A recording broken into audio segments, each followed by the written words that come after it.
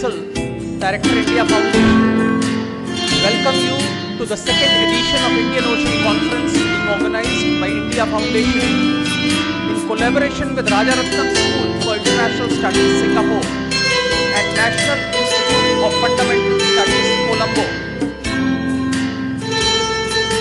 I'd now like to welcome His Excellency Ranil Wickramasinghe, Honorable Prime Minister of Sri Lanka, to occupy his chair on the dais.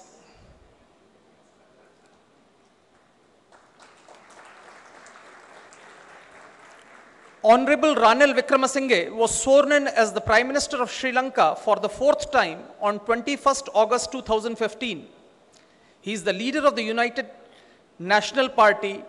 He was also elected as the Prime Minister from 2001 to 2004. Honorable Ranil Wickramasinghe graduated from the University of Colombo with a degree in law.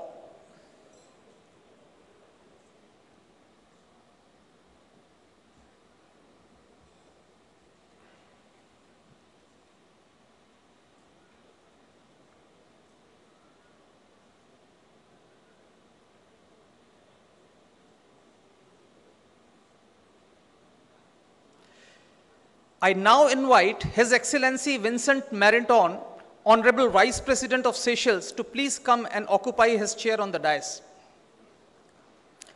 Vincent Meriton is a Seychelles politician who currently serves as the Vice President of Seychelles since 28th October 2016. Mr. Vincent has the responsibility for information, blue economy, investment and industry, information, communication technology, disaster relief management, civil society and religious affairs, and the inner and outer islands. I now invite Honorable Minister for External Affairs, Government of India, Shrimati Sushma Swaraj, to please come and occupy her chair on the dais. Honorable Sushma Swaraj is the Minister for External Affairs, Government of India. She has been elected 7 times as a Member of Parliament and 3 times as a Member of the Legislative Assembly. Currently, she is a Member of Parliament from Vidisha, Madhya Pradesh. At the age of 25 in 1977, she became the youngest Cabinet Minister of North Indian state of Haryana. She also served as the 5th Chief Minister of Delhi in 1998. I now invite Honorable Minister of Foreign Affairs, Singapore, Dr. Vivian Balakrishnan, to please come and occupy his chair on the dais. Dr. Vivian Balakrishnan, Minister for Foreign Affairs, Singapore, studied medicine at the National University of Singapore after being awarded the President's Scholarship in 1980. He was appointed Associate Professor of the National University of Singapore and Deputy Director of Singapore National Eye Center in 1997. He was appointed Chief Executive Officer of the Singapore General Hospital in 2000. Dr. Balakrishnan has been a Member of Parliament since 2001. He is also the Minister in charge of the Smart Nation Initiative. I now request everyone to kindly rise for the national anthems of India and Sri Lanka.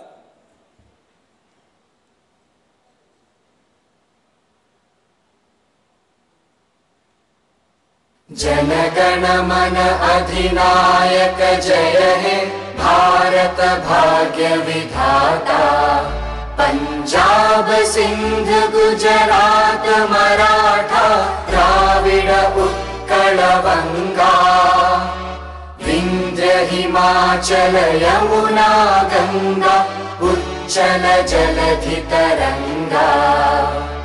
Tava Shubha Name Jage, Tava Shubha Ashisha Mage, गाहे तव जय गाथा जन गण मंगलदायक जय हे भारत भाग्य विधाता जय हे जय हे जय हे जय जय जय जय हे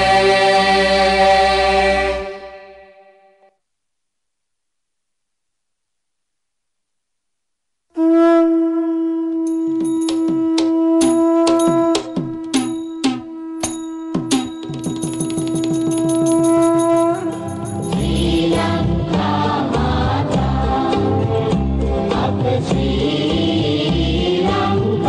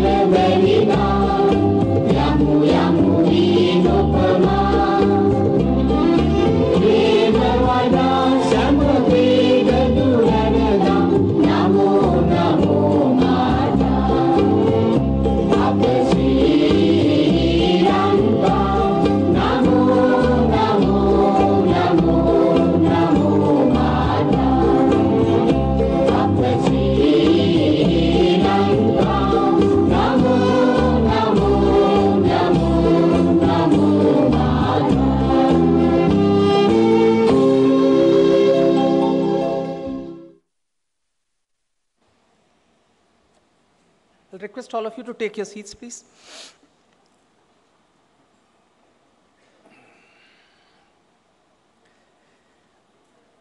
I'll now request Honorable Minister for External Affairs, Shrimati Sushma Swaraj, to give the welcome and conference address.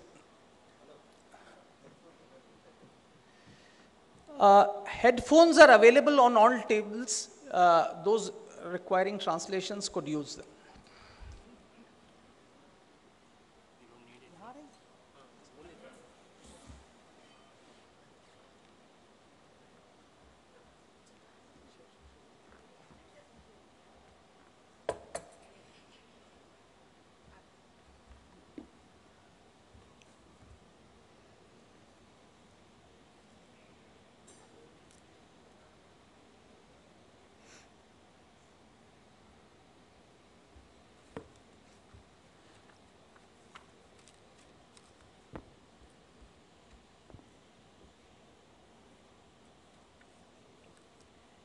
Honorable the Prime Minister of Sri Lanka, Shri Ranil Wickremesinghe, Honorable Vice President Seychelles, Mr. Vincent Meriton, Minister of Foreign Affairs, Singapore, Dr. Vivian Balakrishnan, Excellencies, ladies and gentlemen.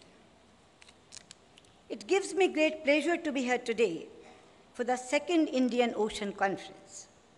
I was unable to attend the first conference last year and was therefore looking forward to be amidst you today. Friends, let me begin by thanking India Foundation and other organizations for organizing this conference. I also take this opportunity to thank the Government of Sri Lanka for hosting the conference and extending all its support. There can perhaps be no more ideal location for a discussion on the Indian Ocean than here in Sri Lanka, standing as it does at the confluence of the waters of the Arabian Sea, the Indian Ocean, and the Bay of Bengal. Over the millennia, the Indian Ocean and the monsoons have not only shaped the destiny of our countries, but have enriched our cultures with shared epics such as Ramayana. Excellencies, India is and has always been a maritime nation. It is home to some of the oldest seaports in the world and historically has had extensive maritime links with Africa, Gulf, Mediterranean, Southeast Asia, and the Far East.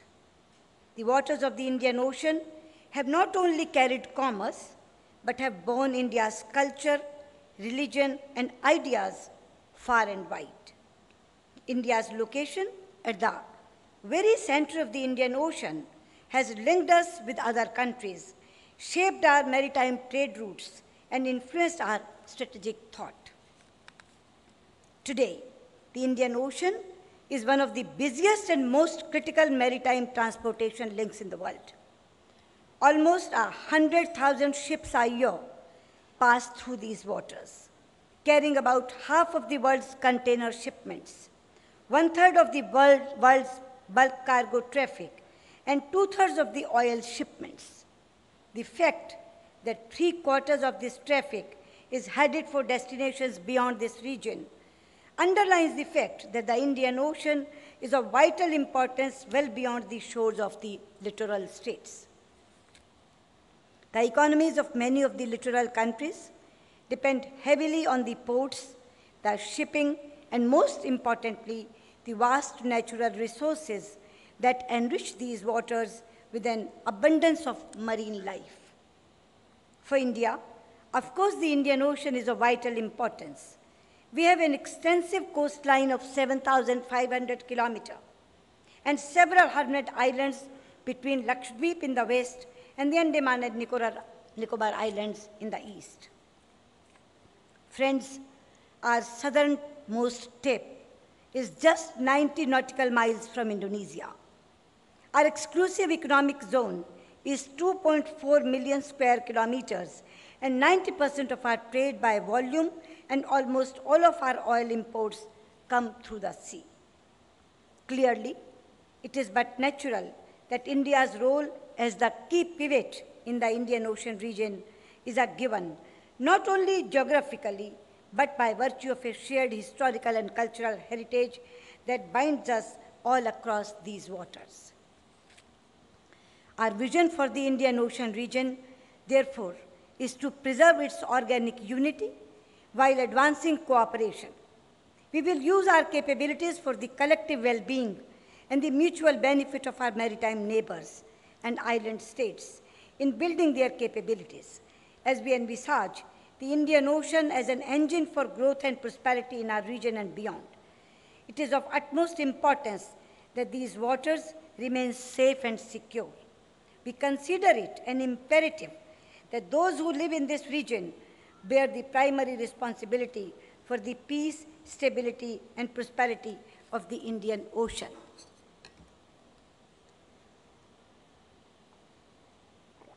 Excellencies, this vision was enunciated by Prime Minister Modi in March 2015 when he put forward the concept of SAGAR.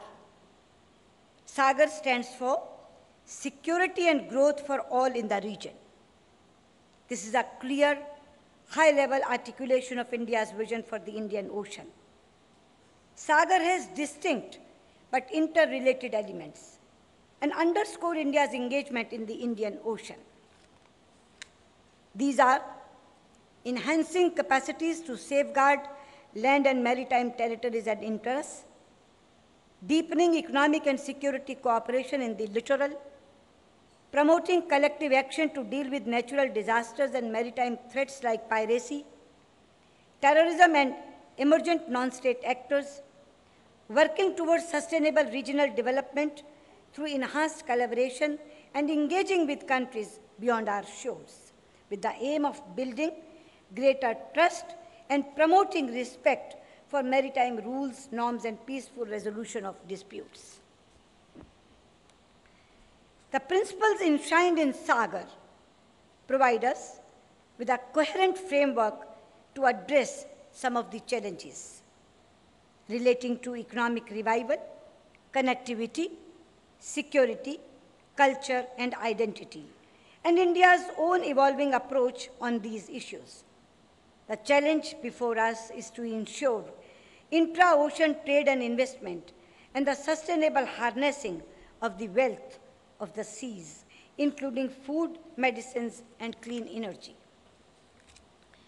Friends, our related aspect is the emergence of the blue economy as a promising new pillar of prosperity in the region, with immense economic and employment potential. We are already engaging our neighbors in blue economy initiatives, particularly in the areas of marine biotechnology, exploration and sustainable exploitation of ocean mineral resources, sustainable fishing practices, and harnessing of ocean energy.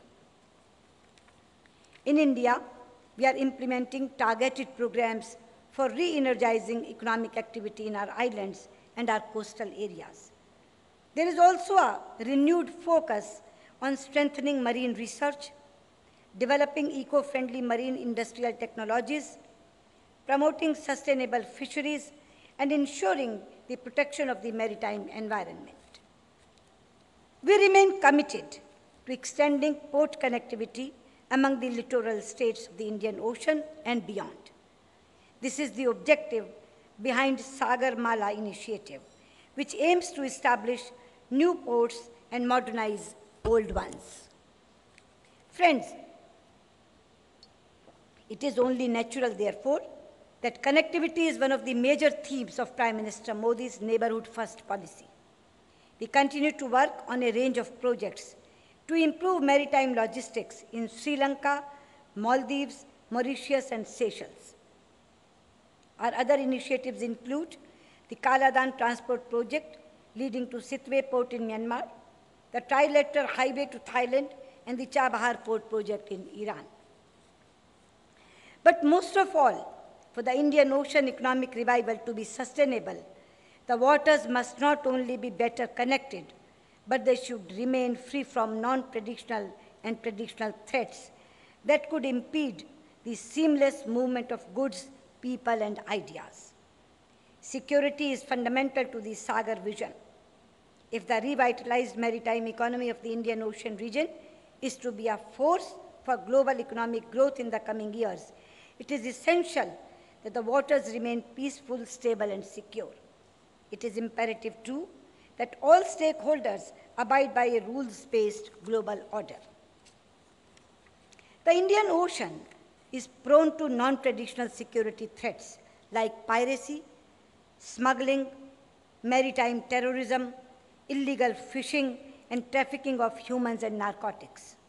We realize that to effectively combat transnational security challenges across the Indian Ocean, including those posed by non-state actors, it is important to develop a security architecture that strengthens the culture of cooperation and collective action. The success of maritime cooperative action against piracy in the Gulf of Aden is an example of the benefits of a cooperative approach which resulted in a dramatic decline in piracy incidents in the region. India is prepared to bear its share of responsibility in this regard. Our response to security challenges in the Indian Ocean will be based on our national capabilities, complemented by participation in relevant regional platforms. Friends, we are founding member of the Contact Group on Piracy and have actively participated in anti-piracy patrols in the Gulf of Aden and off the Horn of Africa, and undertaken joint EEZ patrols off the waters of Maldives, Seychelles, and Mauritius. Excellencies, an effective response mechanism to address humanitarian crises and natural disasters is perhaps the most visible element of the evolving Indian Ocean security strategy. In recent years, India has promptly responded to humanitarian crises, whether man-made or natural, in its neighborhood. Humanitarian assistance and disaster relief form an important part of our outreach efforts. Indian ships were involved in the safe evacuation of over 2,000 Indian expatriates and over 1,300 foreign nationals from Yemen in April 2015. We carried out rescue missions in Libya, Lebanon, and Somalia. India has been the first responder to calls of assistance, providing relief supplies and medical assistance to flood-ravaged peoples of Sri Lanka in June 2017, or to rescuing Bangladeshis swept off the coast due to Cyclone Mora, or to alleviating the acute drinking water crisis in Maldives in 2014, when we airlifted 1,000 tons of fresh water to Malé. India also dispatched cyclone relief materials to Fiji in February 2016. Excellencies, over the next couple of days, this forum will provide an opportunity to deepen our understanding of the economic and strategic importance of the Indian Ocean. I'm sure my friends on the dais will agree that an understanding of myriad synergies that bring this region together and connect it to the world beyond it is not just an academic exercise, but an imperative, if we are to succeed in evolving a meaningful cooperative strategy for ensuring peace, progress, and prosperity in this region. This underlies India's own approach to its maritime neighborhood. Friends, we see the Indian Ocean not just as a water body, but as a global stage for our continued economic, social, and cultural dialogue. Thank you.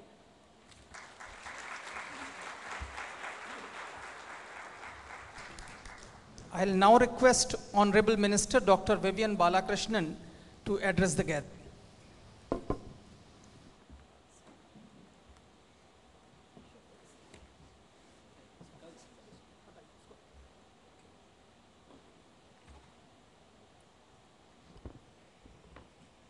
Thank you.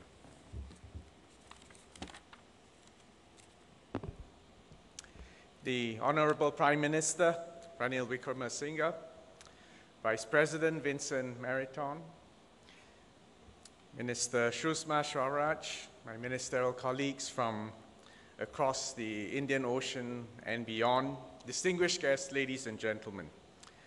First of all, in case you're wondering why Singapore is represented here, I just need to situate Singapore as we are at the southernmost tip of the continent of Asia, 1 degree 15 minutes north of the equator.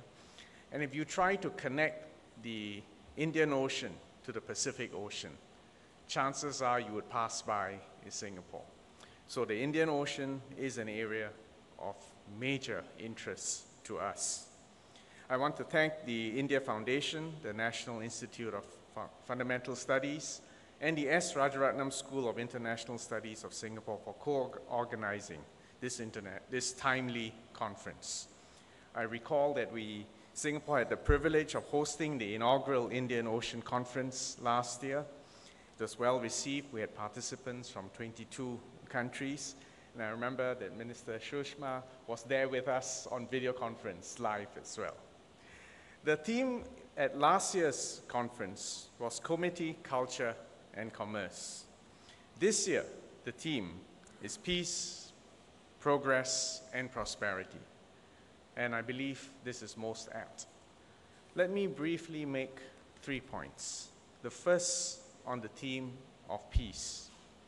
It's remarkable that the Indian Ocean, which has been a stage for the exchange of knowledge, language, culture, and religion across the enormous diversity of all our states for the past 4,000 years, has been remarkable for its peace. If you think about the Pacific Ocean, the Atlantic, in fact, if you think of even the Mediterranean, what makes the Indian Ocean outstanding over 4,000 years has been the remarkable presence of peace during almost the entire history of this area. And perhaps we should ask ourselves, or I'll leave it to the academics over the next few days, why is it that the Indian Ocean was an area of peace for so many millennia? Why is it that we could have merchants from many independent states coming from a very wide diversity of ethnic, religious, and cultural backgrounds, able to transact, able to travel, and able to exchange and trade peacefully?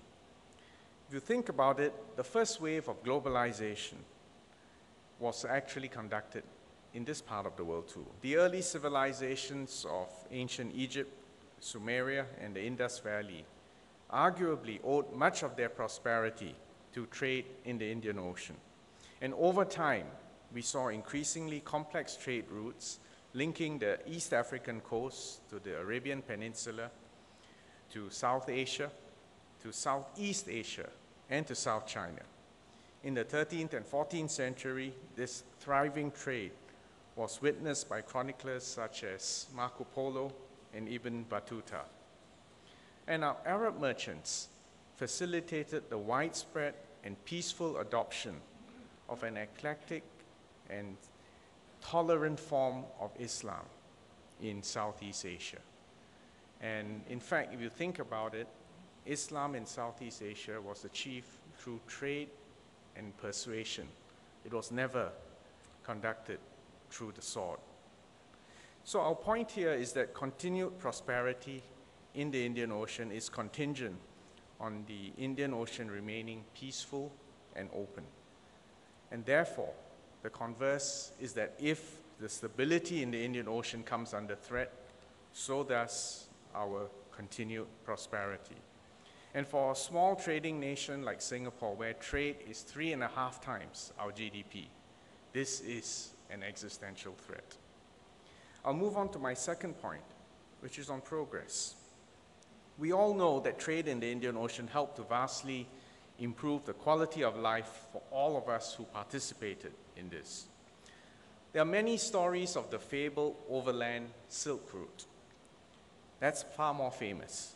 But actually, if you think about it, far more people benefited from the maritime trade in the Indian Ocean. With seaborne trade, you could trade in bulk goods, including cotton, cloth, foodstuffs, timber, which could not be loaded onto camels and mules. So for instance, we see wood timber being shipped from Africa to the Arabian Peninsula, where timber is scarce, but needed for the construction of buildings. Sri Lanka provided high-quality pepper and spices that was valued the world over.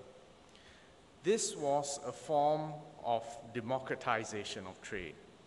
For the first time, a mass market, consumer market goods were available and benefited from this global trade, and it was not just a question of luxury goods such as silks for the elites, which was more commonly transported over the overland maritime Silk Road. Even today, sea transport is still the most cost-effective way to transport goods. The United Nations Conference on Trade and Development estimates that roughly 80% of global trade by volume and 70% by value is transported by sea. And we know that a huge proportion of that flows through the Indian Ocean. And this is also why the 1982 United Nations Convention on the Law of the Sea, UNCLOS for short, is of such crucial importance for all of us bordering the Indian Ocean. The opening of trade and the economies helped to raise the standard of living for all of us. And as I said before, because this was a democratized form of trade of commodities, it benefited everyone. It provided a catalyst for the exchange of ideas, the technology, and the development of infrastructure and increased prosperity for all of us. Which brings me to my third and final point on prosperity. We are now in a new age of uncertainty.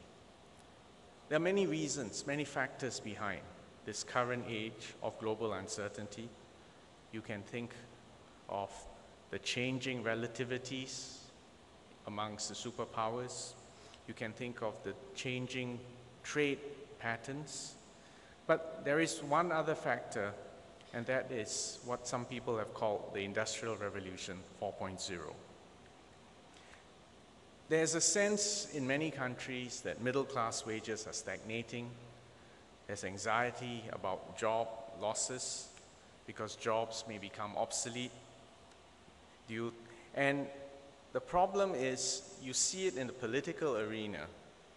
You see a rising tide of protectionism and anti-immigration sentiment worldwide.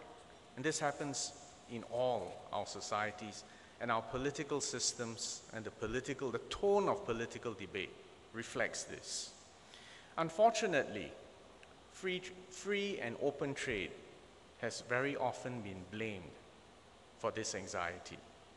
But the reality is that actually we are living through a technological revolution.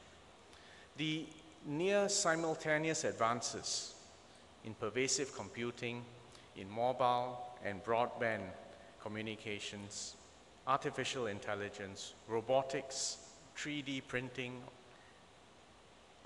additive manufacturing, augmented reality, all these simultaneous revolutions. And then if you add in further revolutions in nanotechnology and genomics, all this has completely transformed the way value is created, the way the fruits of these values are distributed. And that's why there's this angst, this anxiety in our societies. My point today is that we need to make the right diagnosis, and we need, therefore, to come up with the right solutions. In Singapore, we believe that this starts with making sure our people are equipped with the right skills, the tools, and the knowledge that they need. And therefore, it is, in a sense, a new wave of focusing and transforming our education and our training systems. This is the only way to close the gap between a skills mismatch and a jobs mismatch on the other hand. And if we can do so, and if we can do so effectively across the Indian Ocean, then we'll be able to ride on the historical advantages that the Indian Ocean has had as an ocean of peace and as a medium which has transmitted ideas, which has facilitated trade, and which has uplifted all our societies. we need to make the point that inclusive and sustainable growth is not a zero-sum game, and that no nation today facing the age of disruption can succeed by trying to erect walls, erect barriers, protectionism, or insulation. Instead, we need to go back to the ancient philosophy of the Indian Ocean, which is to embrace our interdependence, to have open, inclusive, and fair regional architectures, to eschew attempts at domination, to instead focus on interdependence, win-win collaboration, and the exchange of ideas and tools and technologies in a fair and just way. So if we can achieve this, then globalization and this digital revolution that we're living on will give us a chance to leapfrog many other parts of the world, and I hope with some reasonable optimism that we will be the most vibrant, dynamic economic space in the world in the decades to come. And let us not also forget that we have a demographic dividend that's not yet been fully harvested. Again, if you look at the Indian Ocean and you compare it to the Pacific or even the Atlantic, we have a significantly younger population, hungry for knowledge, able to utilize the latest digital tools, and they deserve our support. And I am sure that all of us in this room and beyond will commit to creating this future for them when there will be a new golden age for a new middle class, equipped with the necessary knowledge, skills, tools, and relationships. Thank you all very much for your attention.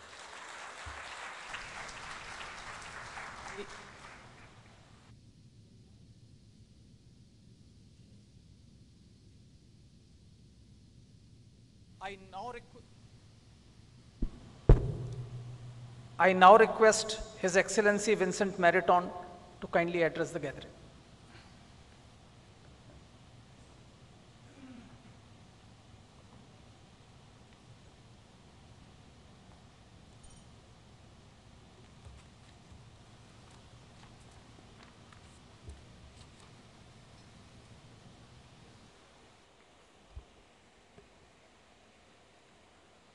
Excellency Ranil Wickramasinghe, Mr. R. Sampathan, Leader of the Opposition, Mrs. Sushma Swaraj, External Affairs Minister, Dr. Vivian Balakrishnan, Minister for Foreign Affairs, Mr. Tilak Marapana, distinguished ministers, Mr. Ram Mathav, Excellencies, ladies and gentlemen, good evening. It is indeed a real pleasure for me to be here in this fascinating city of Colombo at the occasion of the Second Indian Ocean Region Conference.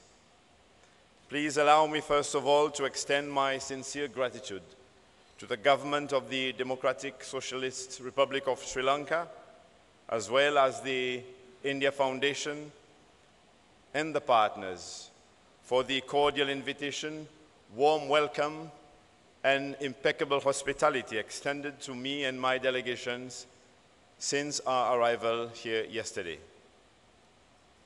Ladies and gentlemen, as development partners with vested interest in the Indian Ocean, this conference presents us the opportunity to come together to discuss and make recommendations on issues which have a significant impact on our livelihoods and existence.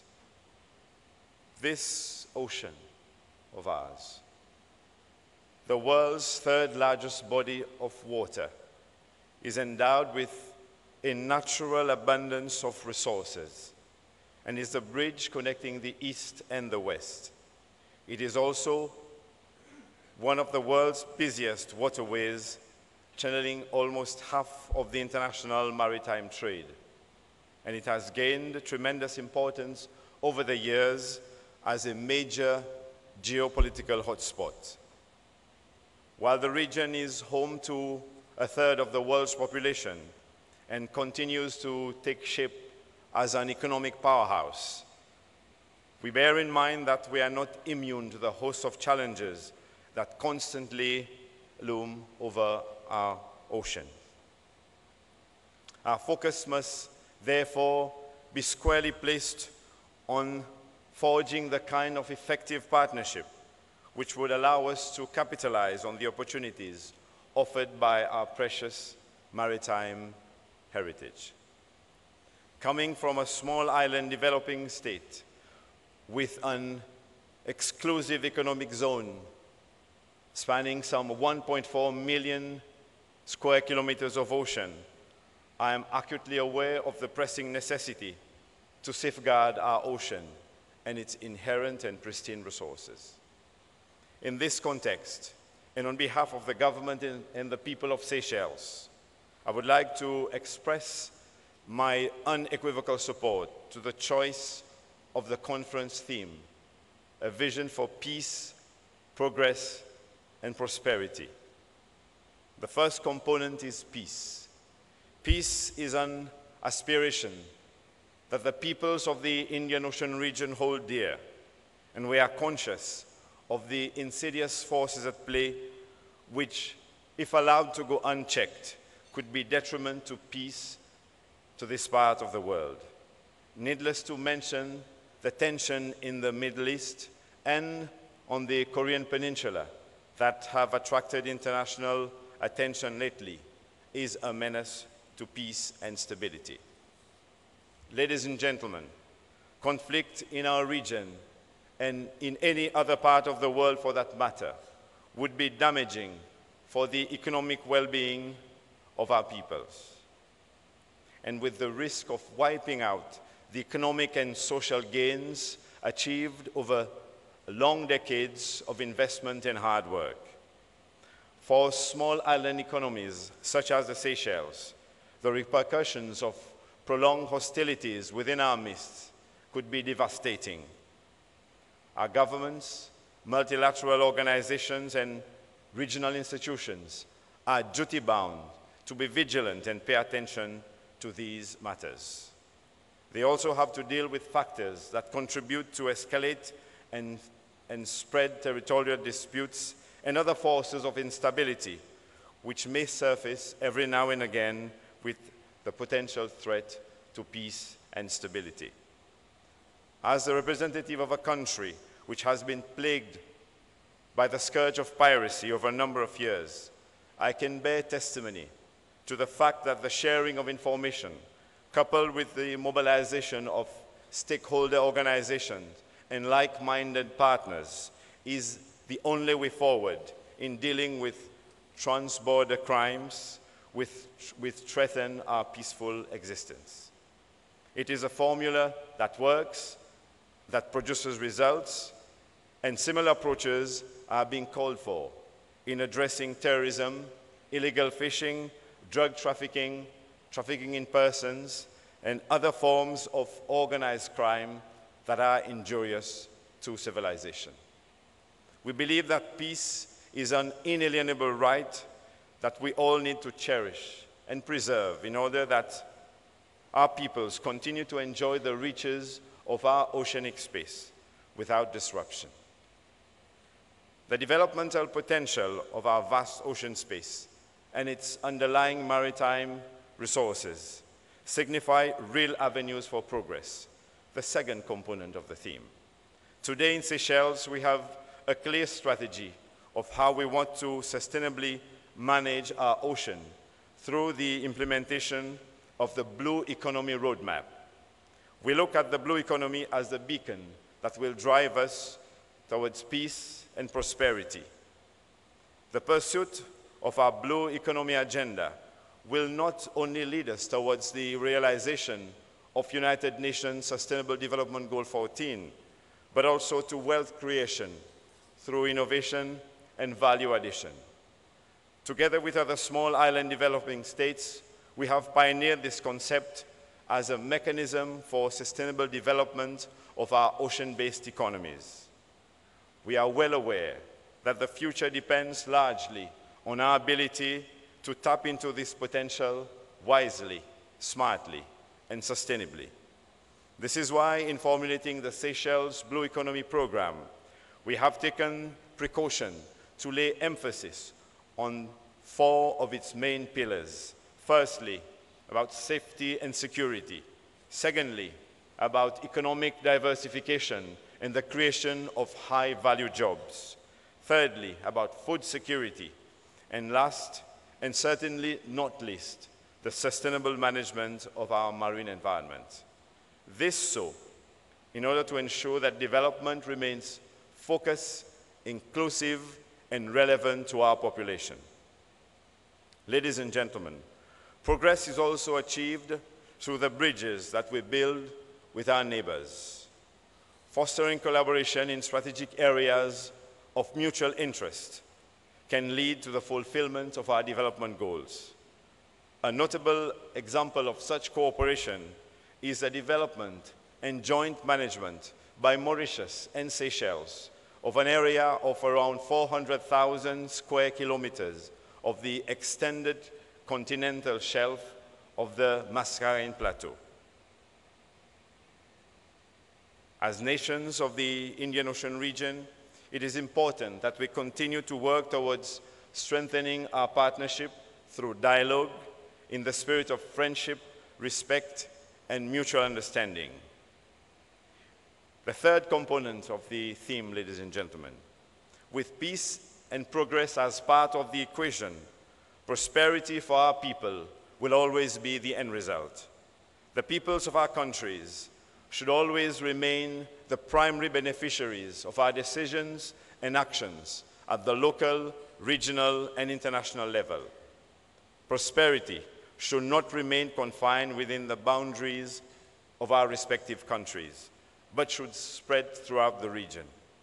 This can be achieved through the sharing of knowledge and good practices.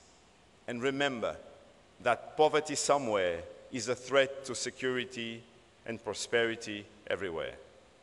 In this spirit, I wish to share with you that Seychelles has adopted a unique approach in managing the development of our maritime space.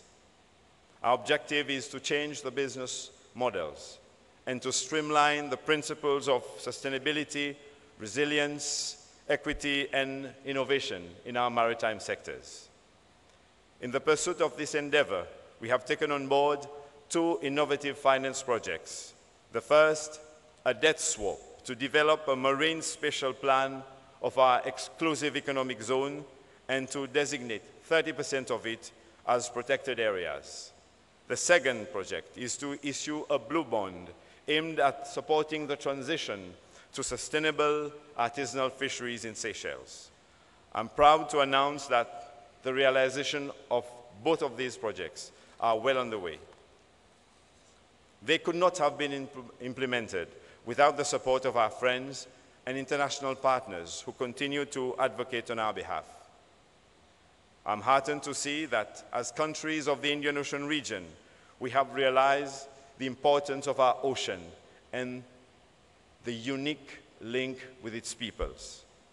We do realize that our development is an epic journey, calling for everyone to be on board, especially our youth, who must be in the front seat, for they are not only the leaders of tomorrow, but that of today. They need to be empowered and equipped with the right tools and know-how to be able to become the real guardians of the peace, progress, and prosperity that we are building today. I take this opportunity to make a special call to everyone present to keep in mind the special characteristics of our region as we deliberate during the course of this conference. We are fully aware of our shared challenges, and we have shown the willingness to come together to find solutions. This is truly exemplary. The government and the people of Seychelles will continue to support the spirit of such initiatives as this conference. And I would like to wish you all the very best in your deliberations. Our shared contributions will serve to improve the lives of the people in this part of the world which we love so dearly. I thank you for your attention.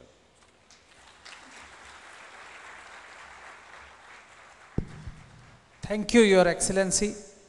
I'll now request His Excellency Shri Ranil Wickramasinghe to give his inaugural address.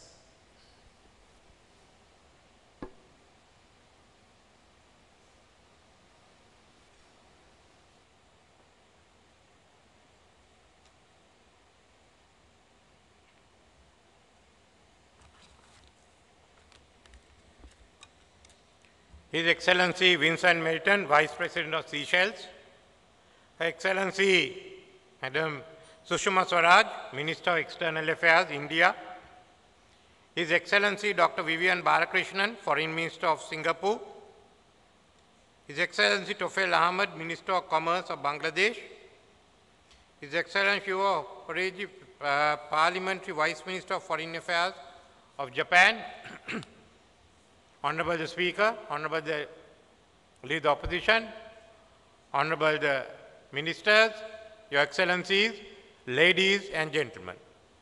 Just a few hundred meters from Temple Trees is an ocean that is destined to define the future of the world.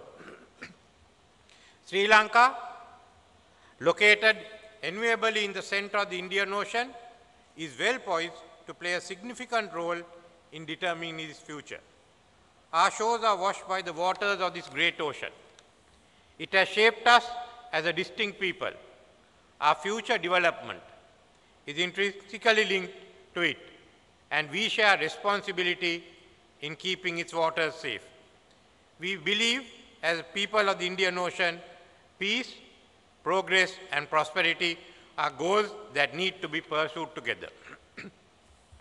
We will continue to take a leading role in bringing our partners in the Indian Ocean together to deliberate on issues of importance to all of us.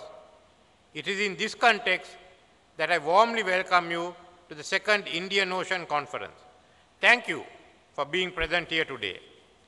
Our good friend and neighbor India envies this forum to provide the re-establishment of the Indian Ocean region as an economic entity. A welcome initiative to remedy the undeveloped architecture for closer regional cooperation. Today, Her Excellency Sushma Swaraj explained to this gathering the projects that are being implemented, promoted by the Indian government to ensure closer connectivity in the Indian Ocean.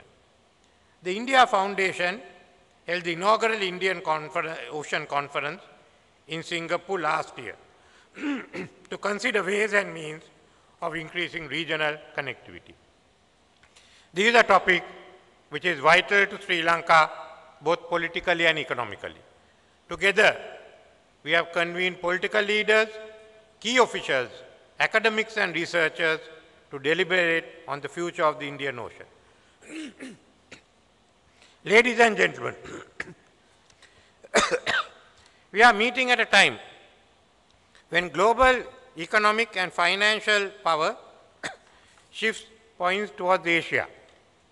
The global economic power rebalance away from the established advanced economies in North America and Europe will continue well into the latter part of this century. The economic dominance, technology, and military might, the basis of political power in the West, has eroded to a significant extent by the extraordinary economic development of Asia in the last 50 years. The HSB's World in Forecast 2050 forecast that 19 countries from Asia will be among the largest economies by 2050. By 2030, Asia is expected to surpass the West in terms of global power based on population, GDP, technology, and military spending. The 2016 annual meeting of the Global Future Council, convened by the World Economic Forum, concluded that by 2030, there will not be a single hegemonic force. Instead, there will be a multipolar world, USA, China, India, Germany, Japan, Russia as the key players. These predictions are reassured by the recent PricewaterhouseCoopers report, World in 2050.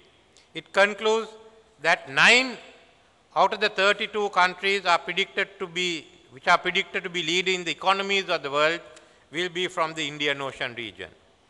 These are Bangladesh, India, Indonesia, Malaysia, Pakistan, Thailand, Saudi Arabia, Australia, and Iran.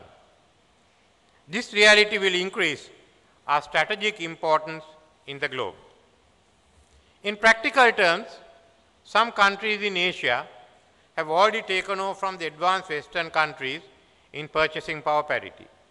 Despite projected slowdown, it is predicted that the Chinese economy will supersede the US economy by 2028. India has shown great potential to become the second largest economy in the world in terms of purchasing power parity by 2050. Indonesia and Malaysia are also predicted to achieve remarkable rates in economic growth and to have great potential to overtake some of the Western countries in purchasing power parity by 2030. ASEAN is poised to cover 30% of the global GDP once the regional comprehensive economic partnership agreement among ASEAN countries are concluded.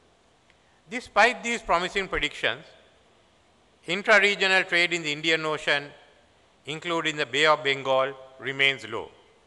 For example, South Asia remains the least economically integrated region in the world. Unlike the European and Pacific nations, there is an absence of political will to promote Indian Ocean economic cooperation, especially trade liberalization and connectivity. Trade and connectivity are central to achieving and maintaining a high regional growth rate. The IORA summit in Jakarta this year also focused on increasing economic and strategic integration of the region. The Jakarta Concord agreed to at this IORA meeting contains a commitment to enhance trade and investment in the region by increasing intra-IORA flows of goods, services and investments and continuing regulatory reforms to promote competitiveness, investments, and these are doing business. Therefore, let us make a start by implementing the IORA Action Plan 2017-2022. The recommendations on trade and investment proposals should be implemented within the next 4 years. The plan envisages organizing capacity building and technical support for regional trade and investments with focus on facilitating and reducing barriers. Let this conference recommend to IORA the need for a credible strategy which will include preventing protectionist trade measures, implementing ease of doing business measures, commitment to the WTO trade facilitation agreement, remove high tariffs, para-tariffs, and non-tariff barriers over agreed time period. Business in the region must grow for intra-regional trade to develop. These businesses require capital for expansion, which is a scarce commodity in the region. This is why I have called for the establishment of an Indian Ocean Development Fund. This fund will make financial resources available to national development banks, which will promote growth and expansion in the region by providing capital for business expansion. In Jakarta, IORA also emphasized on the blue economy of the Indian Ocean. While other oceans in the globe are experiencing a decline of its fish stocks, that trend is not visible in the Indian Ocean. As I speak today, many fishing fleets of countries where fish trade is an industry continue to harvest fish stocks in the Indian Ocean. These fish stocks are of great and growing importance to the bordering countries for domestic consumption and exports. It is estimated that 40% of world's offshore oil production comes from the Indian Ocean, with large reserves of hydrocarbons being tapped in the offshore areas of Saudi Arabia, Iran, India, and Western Australia. Beach sands rich in heavy minerals and offshore placer deposits are actively excavated by Sri Lanka and other bordering countries. The recent UN Conference on Oceans concluded that preserving the health of oceans is vital for the existence of mankind. In order to avoid irreversible damage to the oceans, IORA must coordinate efforts by all member countries to address overfishing, pollution from overshore and land-based activities, biodiversity, and habitat losses. The creation of wealth and enhanced economic activity in the Indian Ocean region will not only bring benefits, but will pose enormous security challenges to all of us. It is evident that most of the world's armed conflicts are presently located in the Indian Ocean region. The waters of the Indian Ocean are also home to continually evolving strategic developments, including the rise of regional powers with nuclear capabilities. Conflicts in the Gulf, unrest in Iraq and Afghanistan, rise of violent extremism, growing incidents of piracy in and around the Horn of Africa loom over our region. Given the rising conflicts in the Middle East and West Asia, world's major powers have deployed substantial military forces in that part of the Indian Ocean region. In our view, the vital sea lanes of communication in the Indian Ocean that fuels the global economy needs to be open for all and must be used for mutual benefits in a sustainable manner. It is essential to maintain peace and stability in the Indian Ocean region, which ensures the right of all states to freedom of navigation and overflight. That unhindered lawful maritime commerce are conducted in keeping with current international laws and regulations. In terms of the maritime build-up taking place in the Indian Ocean, we see major players, such as India, Australia, USA, China, and Japan, envisaging various projects ranging from ocean excavation to placing remote sensors for ocean research. The latter three are increasing their forward naval presence. Naval power will play a greater role in the regional maritime affairs. This will in turn lead to naval power competition. As you would be aware, there are 10 critical choke points in the Indian Ocean that remain vulnerable to air and maritime encounters and possible terrorist attacks by non-state actors.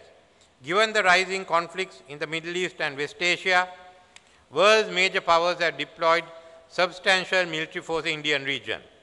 These traditional and modern security concerns are yet to be addressed internationally. Article 34 to 56 of UNCLOS are insufficient to deal with these concerns that are related to freedom of navigation in the Indian Ocean. Therefore, Sri Lanka intends working with all our partners in creating a shared vision for economic and security engagement. We remain convinced that a code of conduct that ensures the freedom of navigation in our ocean will be an essential component of this vision. In this regard, as I mentioned earlier, Sri Lanka will soon commence exploratory discussions on convening a meeting to deliberate on a stable legal order on freedom of navigation and overflight in the Indian Ocean. Taking such a course of action will enable the littoral states to take the initiative to manage competition and determine our own fate. We believe that maintaining the freedom of navigation is of paramount importance for Sri Lanka to become the hub of the Indian Ocean.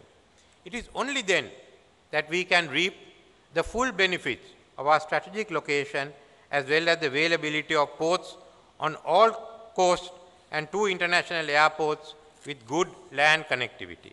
The air and sea connectivity will naturally promote logistics. Colombo will also be a center for offshore finance and business. Finally, Sri Lanka will offer a competitive platform for manufacturing and services. Let me refer to Sri Lanka's decision to develop its major seaports, especially the Hambantota port, which some claim to be a military base. I state clearly that Sri Lankan government, headed by President Maithripala Sirisena, does not enter into military alliances with any country or make our bases available to foreign countries. We will continue military cooperation such as training, supply of equipment, and taking part in joint exercises with friendly countries. Only the Sri Lankan armed forces have the responsibility for military activities in our ports and airports. We are also working with foreign private investors on the commercial development of our ports. In the absence of an effective multilateral trade agreement for the Indian Ocean region, Sri Lanka has decided to enter into bilateral agreements with the neighboring littoral states. This is the only option available. We already have free trade agreements with India and Pakistan. We are in the process of deepening our FTA with India to enable greater economic cooperation. We will finalize the FTA with Singapore, then conclude similar trade agreements with other countries in the Bay of Bengal region. We are also negotiating an FTA with China. Furthermore, Sri Lanka is also entitled to EU's concession granting GSP plus facilities. Sri Lanka's development as a shipping, air and business hub, together with the above trade agreements, will contribute to the development of intra-regional trade. The economic growth in our region can only be accelerated by increasing intra-regional trade and infrastructure development, thereby strengthening connectivity. This requires our governments to evolve strategies to expand the trade sectors of our national economies, enabling the creation of a regional value chain. Therefore, let me reaffirm that Sri Lanka is open to trade with all our partners. We aim to become, as in the past, a destination of choice for all those looking to tap into the potential of the Indian Ocean. We intend to take a leading role in initiating a legal order in the Indian Ocean to ensure freedom of navigation. We look forward to engaging with all interested littoral states in creating a policy framework to promote intra-regional trade within a given time frame so that economic activity in the Indian Ocean region can be enhanced. It is our belief that if we all work for these common objectives, sustainable peace and prosperity in our region can undoubtedly be achieved. I wish you all a successful conference and a great stay in Colombo. Thank you.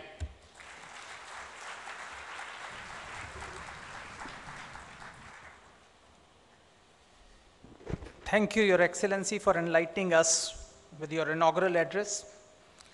I'll now request Chairman of the Organizing Committee, His Excellency Ranil Wickramasinghe, to present a memento to His Excellency Vincent Meriton, Vice President of Seychelles.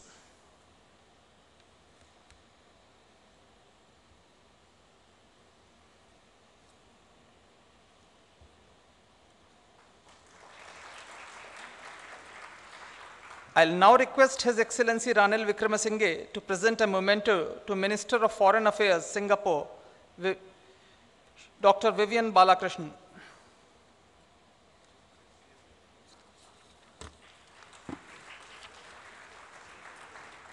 I now request His Excellency Ranil Wickramasinghe ji to present a memento to Honorable Sushma ji, External Affairs Minister, Government of India.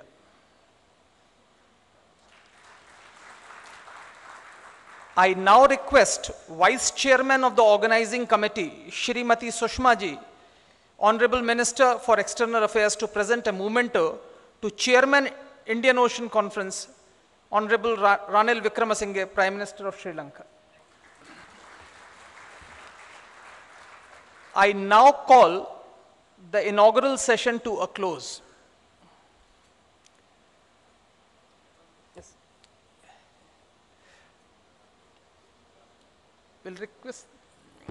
We'll be starting with the special plenary session immediately, so kindly remain seated in your seats.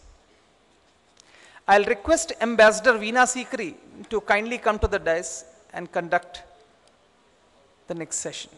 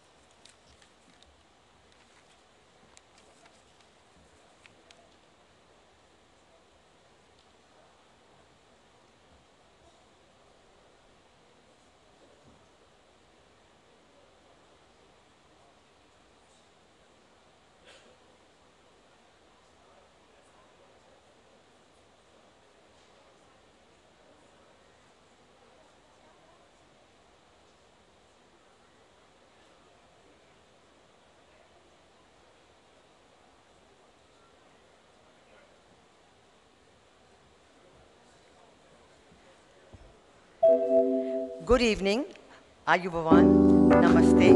Welcome to all of you to the special plenary session number 1. I'm Veena Sikri from New Delhi.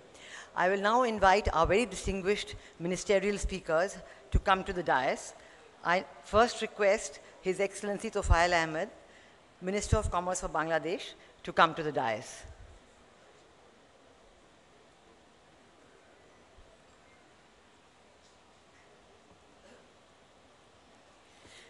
His Excellency Tofail Ahmed is the Minister of Commerce and Industries of Bangladesh. He has served earlier as the Minister for Industries and as Chairman of the Parliamentary Standing Committee on Ministry of Industry. He has also been Minister for Housing and Public Works and also separately as Minister for Industries. I now request His Excellency Mr. Premdat Kunju, Minister of Ocean Economy, Marine Resources, Fisheries and Shipping of the Government of Mauritius, to come to the dais.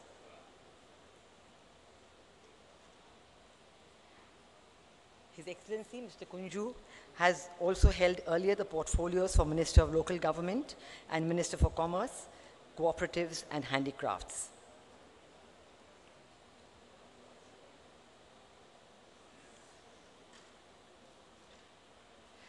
I now request His Excellency Mr. Tilak Marapanna, Minister of Foreign Affairs of Sri Lanka, to come to the dais.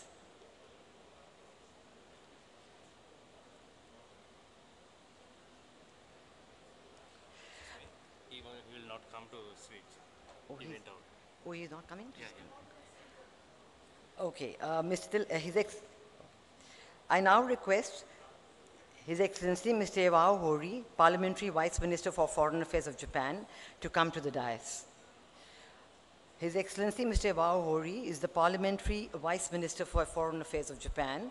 He has earlier been the Executive Secretary to the Deputy Chief Cabinet Secretary and Senior Director of the Committee on Foreign Affairs and Defense. His areas of interest are promotion of agriculture and forestry, regional revitalization, and foreign affairs and national security.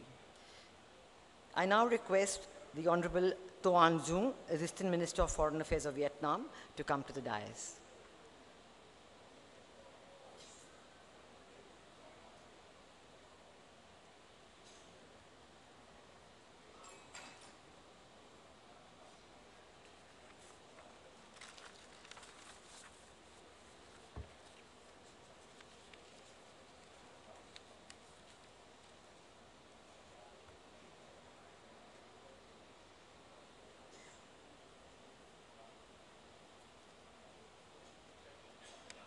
Our distinguished speakers are now seated. May I request His Excellency Mr. Tofail Ahmed to come and address the audience.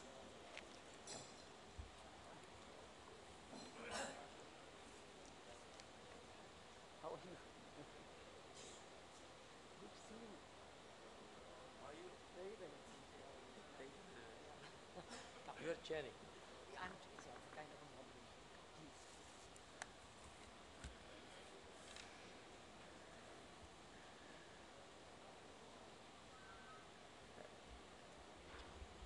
Honorable Ministers, Excellencies, ladies and gentlemen, good evening to all. Let me start express my gratitude for inviting me to attend this beautiful conference. At the very outset, let me express my gratitude to all of you, and it is always a pleasure for me to meet my friends, very distinguished personalities as ministers from India, Sri Lanka and other countries who are attending over here. Especially I express my thanks to Her Excellency Veena Sikri, who was our beloved High Commissioner of India to Bangladesh. The theme of this conference, Peace, Progress and Prosperity, is very pertinent for the countries of the Indian Ocean. Many countries has to address food security, water scarcity, malnutrition, and climate-related disaster. Collective progress depends on individual progress and prosperity, and collective development ensures the development of the region. Despite being rich in strategic and precious minerals, marine resources and others, to half of the world's container ships, 1/3 of the bulk cargo traffic, and 2/3 of the world's oil shipments. It is a lifeline of international trade and economy. With a population of near about 2 billion people, the Indian Ocean region engulfs 3 continents and therefore has peace and progress and prosperity for the countries. This challenge is particularly visible with the spread of terrorism in many countries. Maintaining peace in the region necessitates actions in several fronts, including collective counter-terrorism efforts and anti-piracy cooperation, among others. Creating multilateral fora for trade, investment, socio-economic, and cultural cooperation in the Indo-Pacific region is the need of the time. Excellencies, poverty and low quality of life of the common people affects the security situation in a country and region.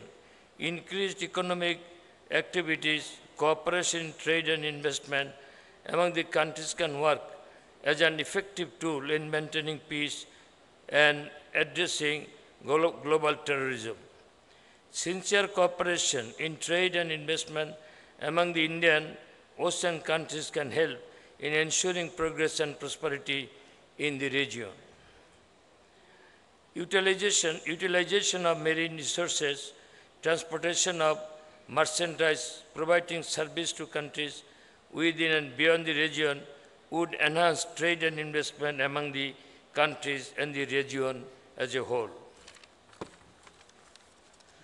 The present government of Bangladesh, under the leadership of the Prime Minister Sheikh Hasina, who is the daughter of the founding father of the nation, Bangabandhu Sheikh Mujibur Rahman, under whose leadership we could liberate our country in 1971.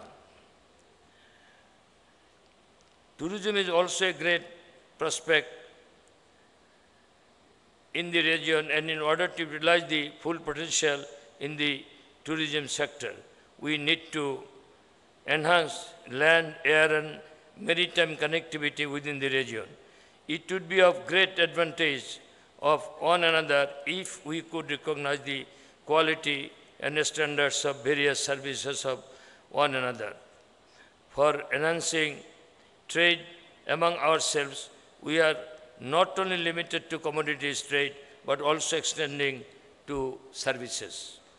Excellencies, Indian Ocean holds huge economic potentials for its coastal countries and others.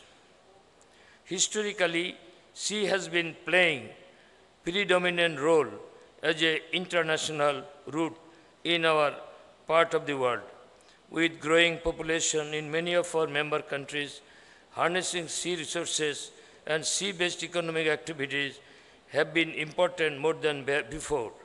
We need greater cooperation in maritime fisheries, shipping, seabed exploitation, renewable energy towards achieving sustainable blue economy in the region. With this in mind, our Honorable Prime Minister Sheikh Hasina, since 2009, took proactive steps to settle the maritime boundaries with our 2 neighboring countries, India, Myanmar, through legal education. Settlement of maritime boundary has now opened up new opportunity to economic activities in the Bay of Bengal. Maritime security is important in the Indian Ocean, as about 50% of the world's container trade passes through its water. Uncertainty and insecurity adds cost to the goods and services, with bearing on financial consumers. Maritime piracy and armed robbery is in the Indian Ocean. In ensuring peace, progress, and prosperity in the region, therefore, countries need appropriate measures in addressing these. Ladies and gentlemen, Indian Ocean is the most disaster-prone ocean in the region of the world. Our region witnessed 70% of world's natural disaster.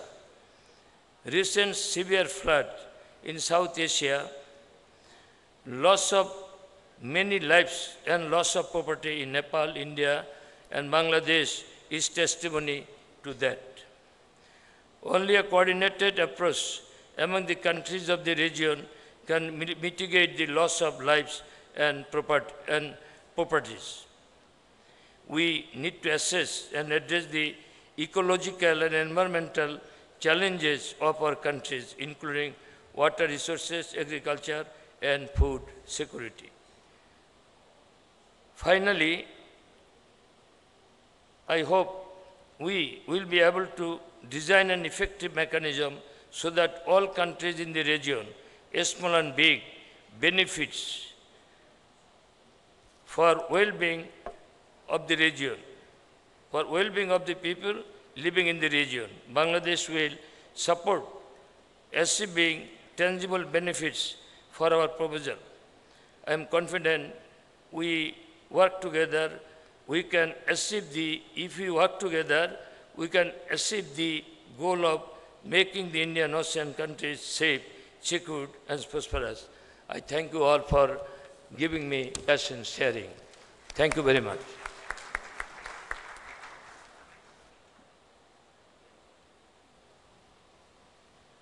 I thank His Excellency Tofail Ahmed of Bangladesh, and I now request His Excellency Mr. Premdat Kunju, Minister of Ocean Economy, Marine Resources, Fisheries and Shipping of Mauritius, to address the gathering.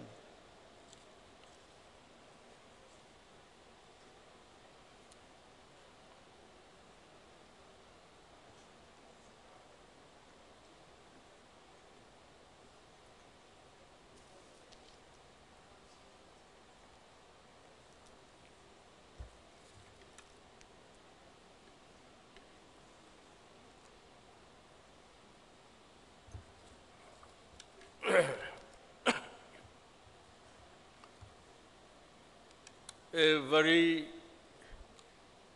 warm good evening to everybody present in the hall.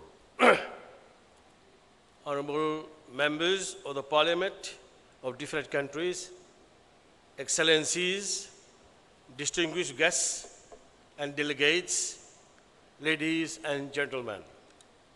I am from Mauritius and I have the pleasure to extend the blessings and good wishes from the Prime Minister and the people of Mauritius. Dear friends, I am particularly honored to be associated with the second Indian Ocean Conference, which has gathered us for a common vision towards peace, progress, and prosperity. Such a laudable initiative is expected to pave the way for sustainable development in the Indian Ocean region.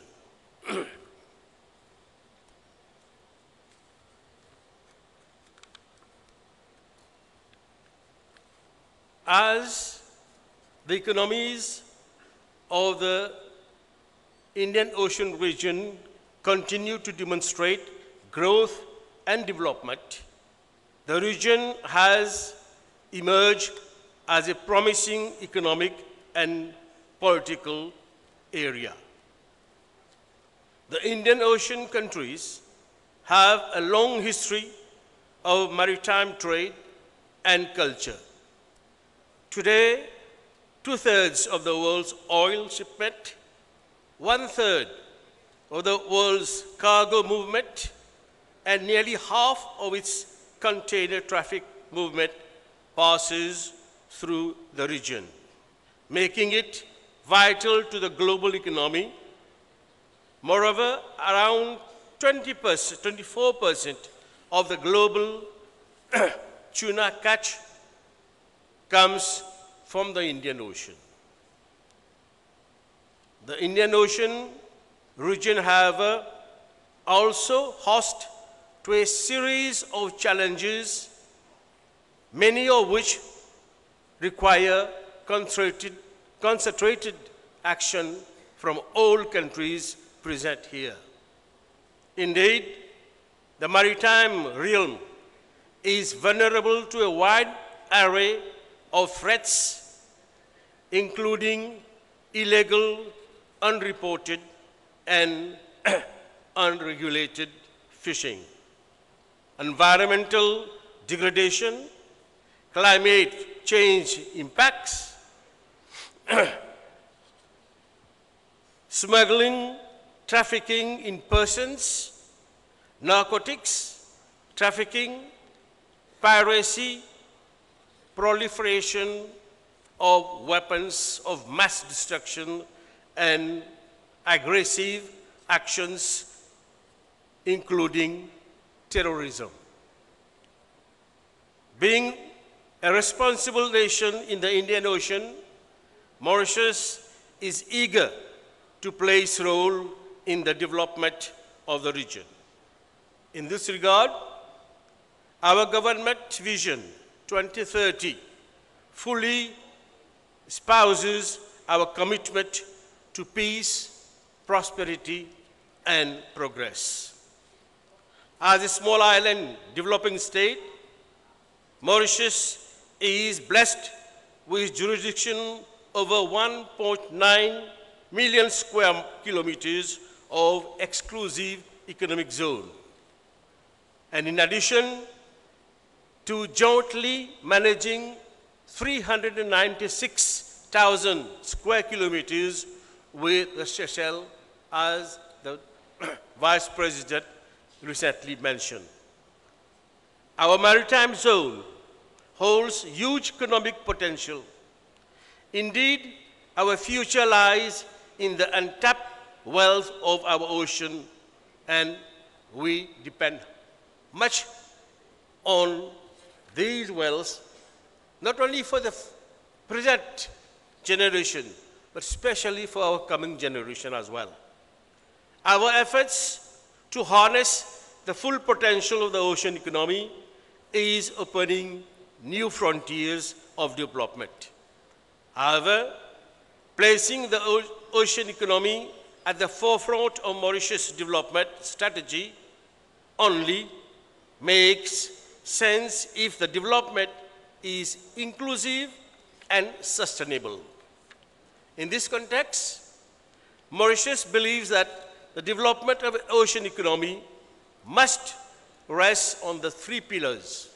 One, the sustainable use of the marine resources. Second, the protection of its marine ecosystem. And third, a focus on the maritime security. Our traditional sectors such as fisheries have been a mainstay to the livelihood of thousands of people, especially in the coastal area of all the countries present here. This is also true of many countries in the Indian Ocean region. As we pursue a vision of peace, progress, and prosperity, optimal exploitation of the use of the marine resources transcend beyond economic consideration. The need to incorporate environmental, social, and conservation issues into the equation is particularly pertinent to ensure long-term sustainability. Our government has taken several initiatives. For example, in May 2017, we participated in the last session of the Indian Ocean Tuna Commission with view to identifying measures to protect those tuna stocks under threat of collapse, namely the yellowfin tuna. We also presented clear commitments at the high level of the UN Conference on Oceans held in World Ocean Day this year. We reiterated our commitment to the international legal order framed by UN clause, while calling for greater support to be given to seeds to build their research and scientific sectors. It is also to be recalled that in 2016, Mauritius hosted the African Ministerial Conference on Ocean Economies and Climate Change. And we know these days that climate is becoming a real headache for all people who are living in this globe. Ladies and gentlemen, as a small island developing state, Mauritius is heavily reliant on the ocean. Strategically located in the Indian Ocean, and with the intensification of south-south marine traffic, Mauritius is poised to become a maritime and shipping hub in the region. Providing an excellent platform to boost intra-Indian Ocean trade. Finally, there can be no peace, no prosperity without addressing the threats of marine security in the Indian Ocean region. These multifaceted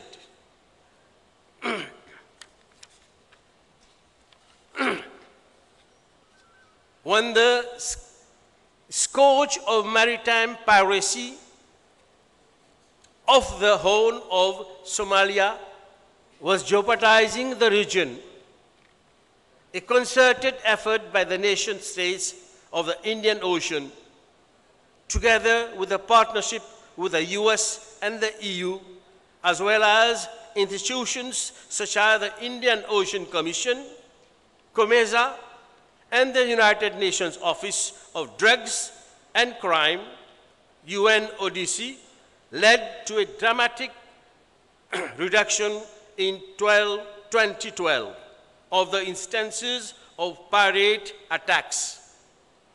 The same approach must be applied to the threats of the IUU fishing and transnational crime including the trafficking of drugs, which is becoming very, very serious and important problem around the world, not only in the Indian Ocean, but around the world.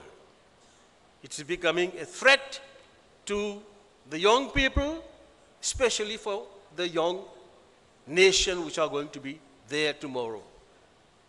I just wonder at times if the young persons, the youth of a country, of a nation, okay, they are destroyed by the drugs, what will happen for the future generation?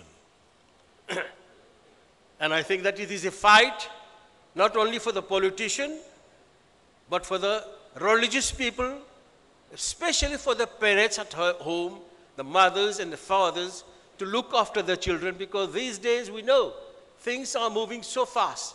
Technologies are changing every 6 months. And the children, the youngsters, they are getting new facilities and they are neglecting the human values. They are neglecting the parents, the surroundings, and the good thing that they have got in their old religion. I mean old religion. People, even the religious people, have to see that we become serious. We help the youngsters, not only the boys, but even the girls. I'm sorry to say it, but it's a fact. Through the Indian Ocean Commission, as I said, making combating the trafficking of drugs a priority. In April 2017, discussions were held with the regional representative of the UN ODC to discuss how to strengthen our efforts. These efforts are matched by the establishment of a counter-terrorism unit. Mauritius has ratified the FAO port state measures and has also set up the National Plan of Action to combat the IUU fishing. Ladies and gentlemen, the Indian Ocean traditional status as an international trade highway is more significant than ever and even before. This flow of highly vulnerable to cyber attacks, as demonstrated by the huge losses incurred in the world's leading shipping company, Maersk, in June 2017 from an ransomware attack which was very, very harmful to those countries. Again, I must emphasize that many of the small countries in the Indian Ocean lack the capacity to deploy innovation and technology in their search for prosperity and peace. In view of the regional and global nature of such threats, efforts must be stepped up to support development of the ICT capacities and to enhance the scope of maritime security. Before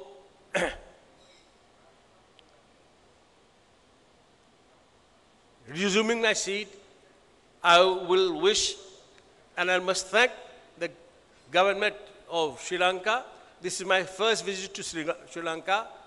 I must be frank and tell you that I was amazed to see the beauty of Sri Lanka. I was always thinking that Mauritius is a paradise in this corner of the globe. But Sri Lanka is beautiful and it's lovely. I'm sure to come again and again in Sri Lanka. I wish everybody a very pleasant and fruitful and serious deliberation, and I wish you all, everybody, good health, and I thank you for your attention. Thank you.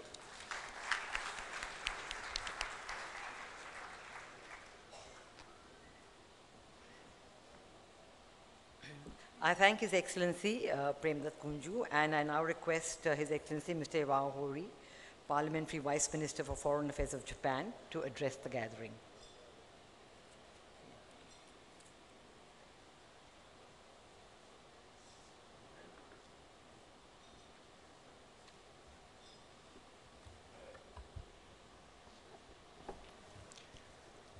Good evening, Excellencies, distinguished guests, and speakers, ladies and gentlemen.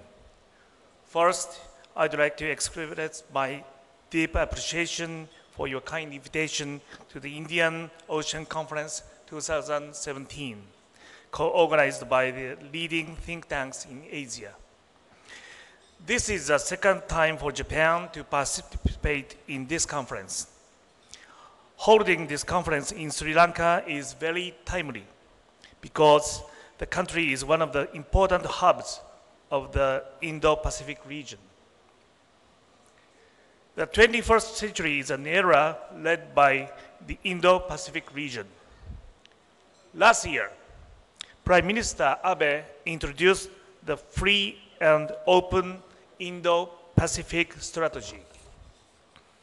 Japan believes that a key to stability and prosperity of the international community is dynamism, which will be generated by combining the two continents, Asia and Africa, and the two oceans, the Indian and Pacific Oceans. Toward this goal, the governments and the peoples of all countries in the region must continue to make efforts.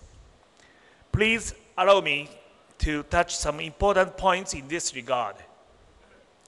First, in order to bring prosperity to the Indo-Pacific Ocean, we must stand for values shared in Asia, such as freedom, democracy, and the rule of law. We must stand firm against attempts to challenge those values and spirit.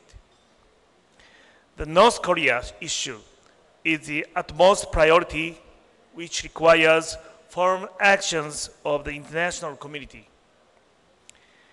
Since January last year, North Korea has conducted 2 nuclear tests and launched nearly 40 ballistic missiles. North Korea has been continuing provocative actions, including the intolerant launch of a ballistic missile which flew over the Japanese territory just the day before yesterday. These actions by North Korea are totally unacceptable, as they constitute unprecedented, serious, and grave threats against the security of the international community. Moreover, the proliferation of weapons of mass destruction from North Korea is a serious factor of instability for our region. We must put maximum pressure on North Korea so that it will show a serious intention and take concrete actions towards realizing the verifiable denuclearization of the Korean Peninsula. We will continue to strongly demand North Korea to refrain from provocative actions, including nuclear tests and ballistic missile launches, and to comply with the Security Council resolutions.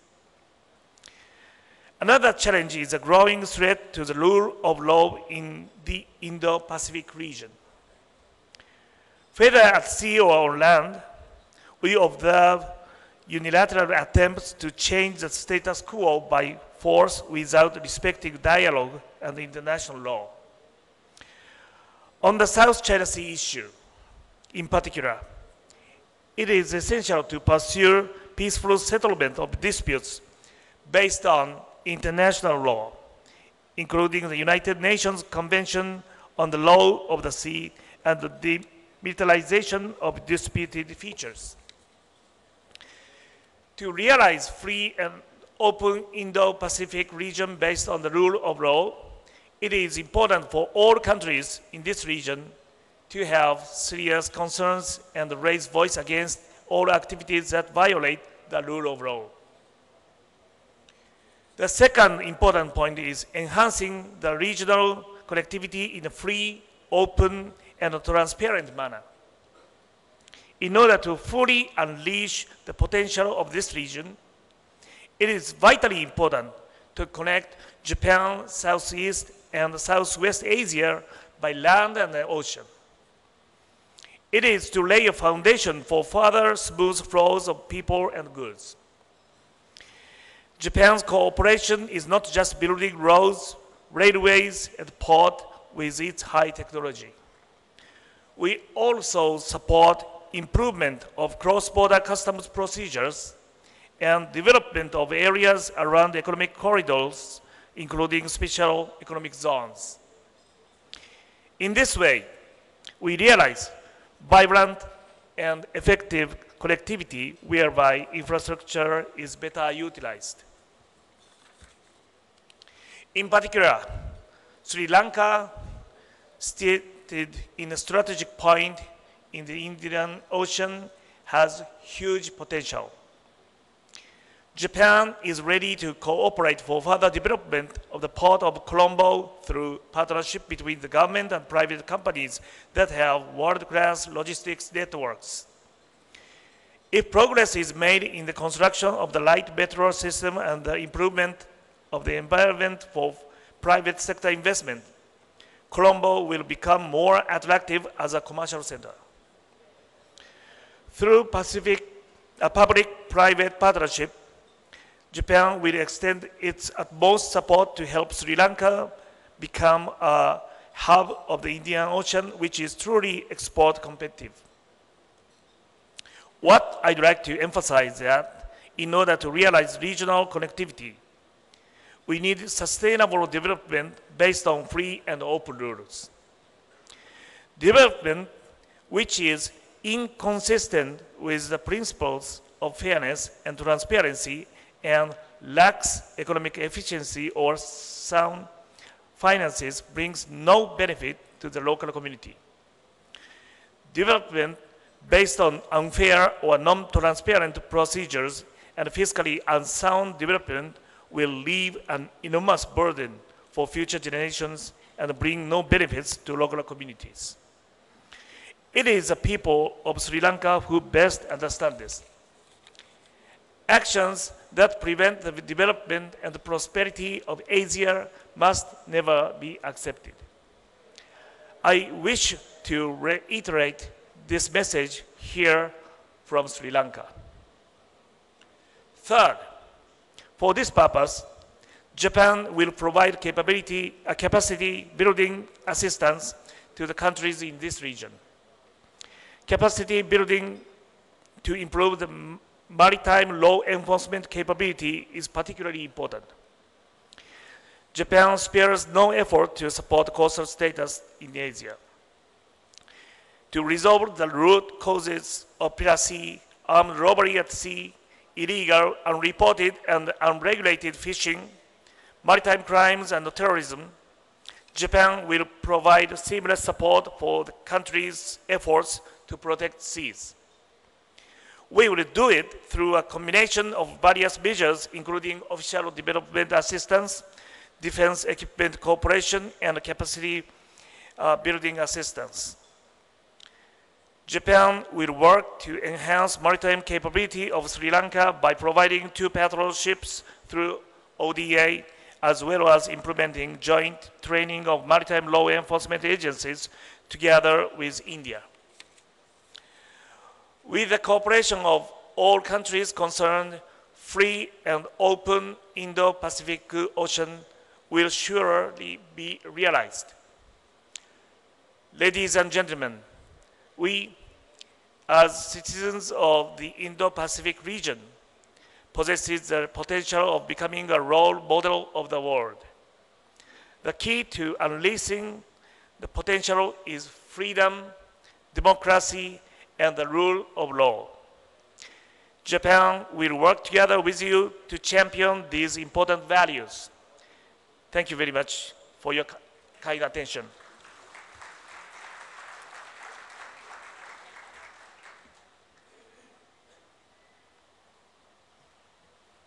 I thank His Excellency Mr. Ewa Hori, and I now invite His Excellency Mr. To An Jung, Assistant Minister of Foreign Affairs of Vietnam, to address the gathering.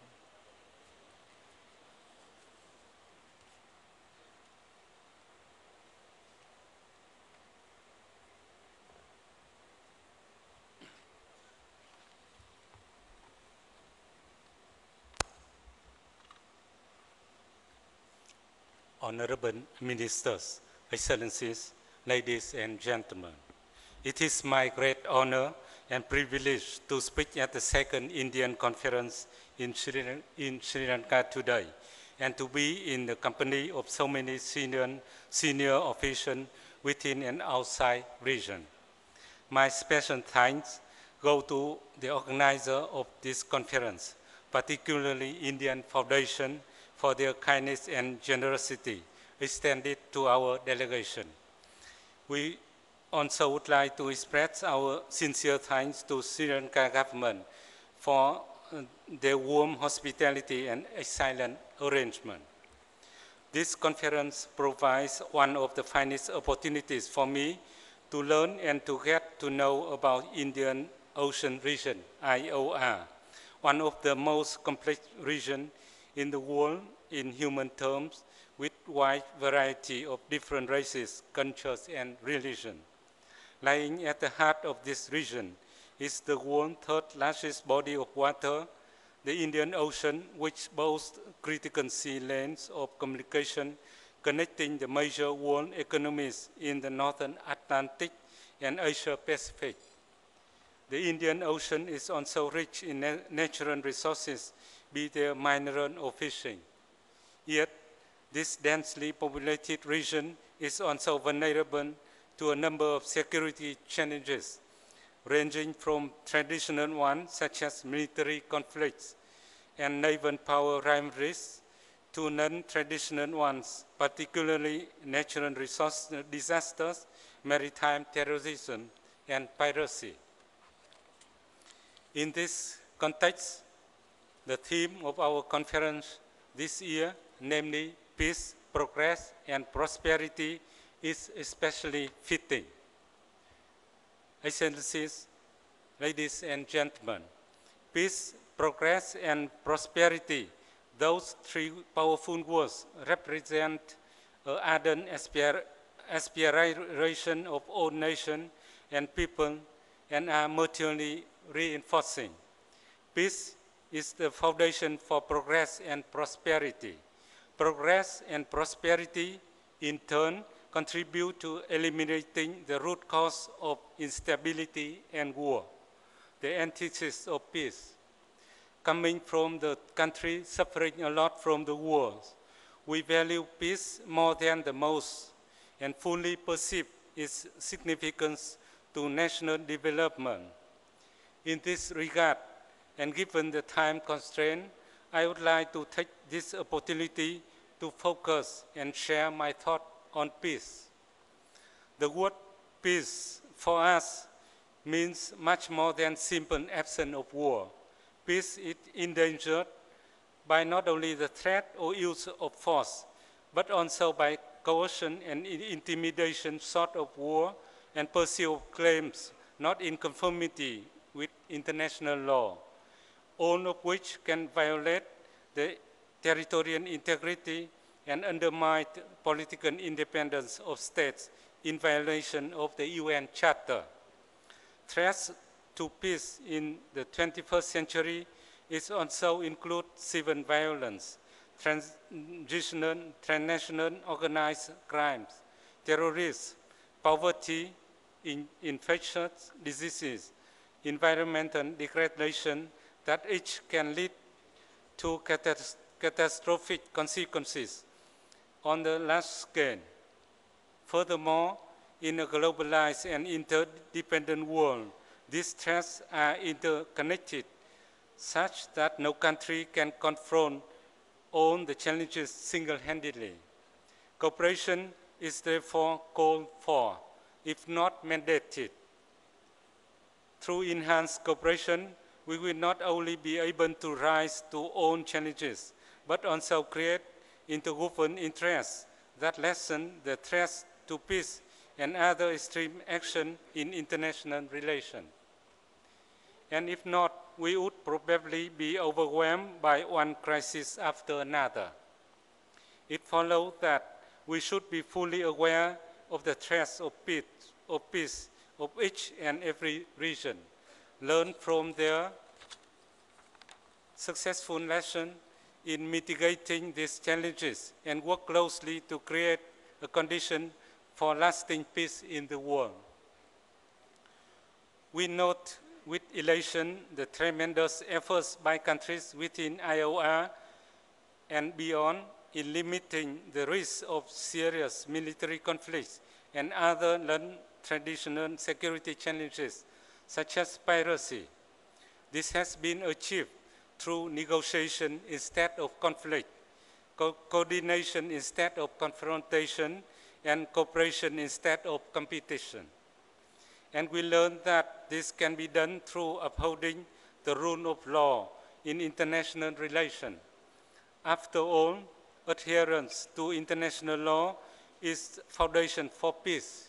It is also the language through which states communicate and understand each other and serves as a parameter within which they act and interact with one another.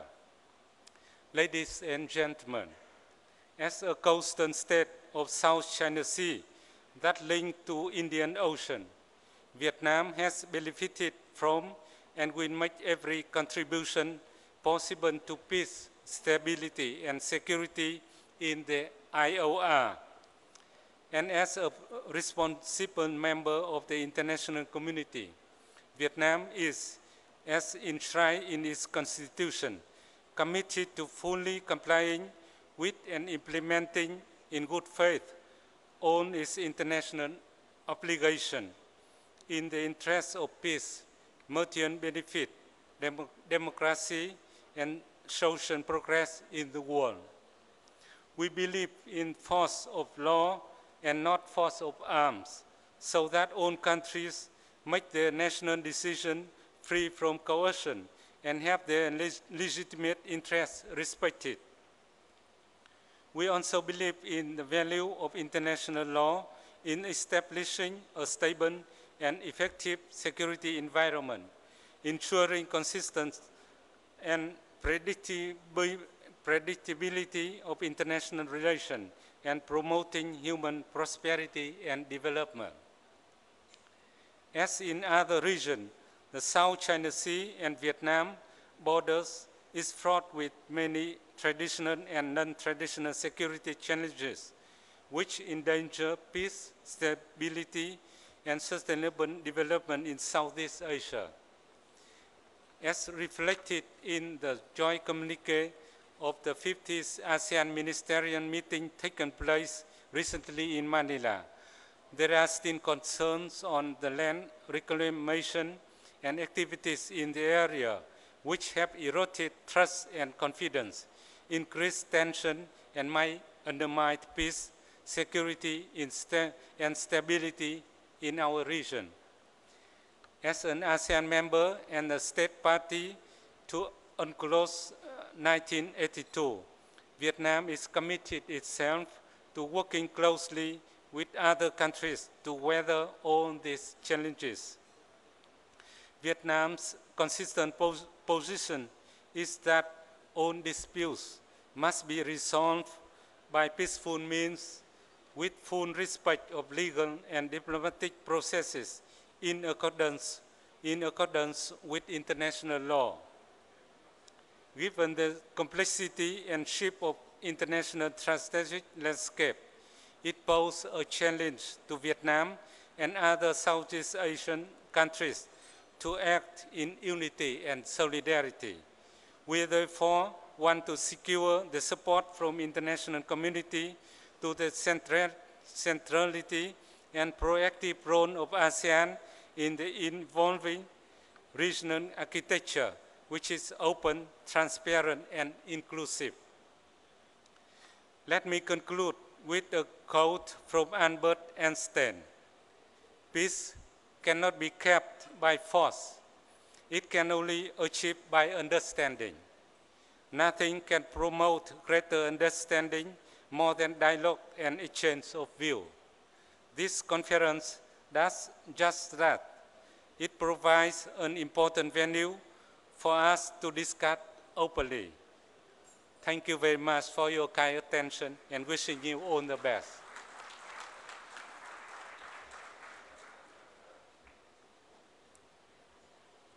I thank His Excellency Mr. Toan Dung from Vietnam, and I now request the concluding special plenary address from His Excellency Mr. Tilak Marapana, Minister of Foreign Affairs of Sri Lanka. Mr. Tilak Marapana has earlier served as Minister of Law and Order and has also been Minister of Defense during 2001-2003 and Minister of Transport, Highways and Aviation during 2002-2004.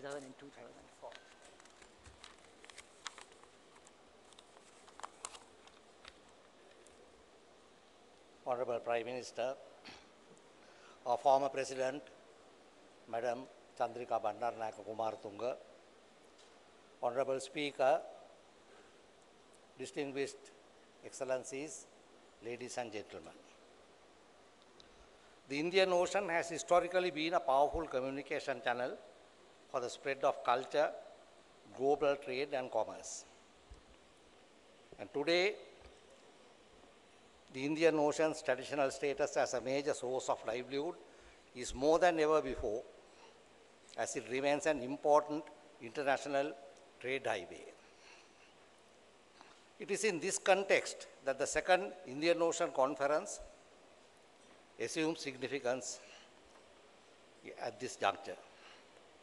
Identifying common challenges and finding amicable solutions will help us as a community of nations to grow, prosper, and secure our future together. Sri Lanka stands ready today to do whatever is necessary towards achieving peace, progress, and prosperity in the Indian Ocean region. As an island nation, ocean affairs is of vital significance to Sri Lanka. We have for many years participated prominently in many international and regional initiatives related to ocean affairs. More significantly, we were closely involved from the outset with the Third United Nations Conference on the Law of the Sea, at which a new legal regime for the oceans was developed. The situation in the world, particularly in the Indian Ocean, has undergone a major transformation since that time.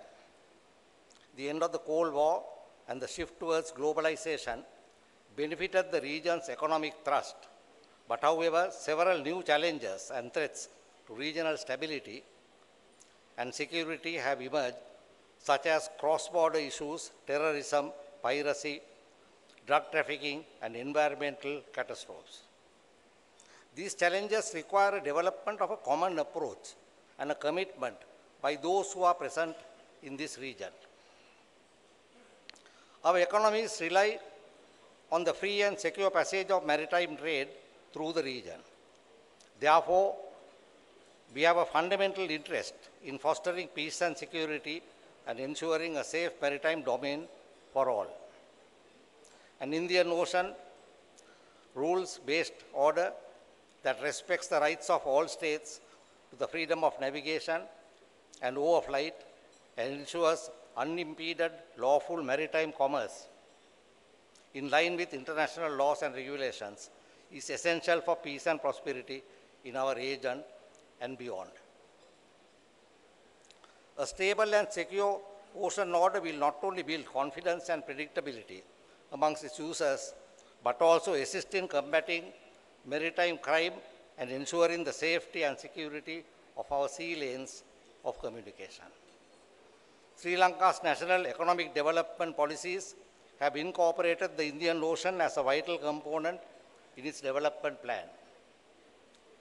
The Blue-Green Development Strategy outlined by our President and our Prime Minister places the sustainable utilization of ocean resources at its center.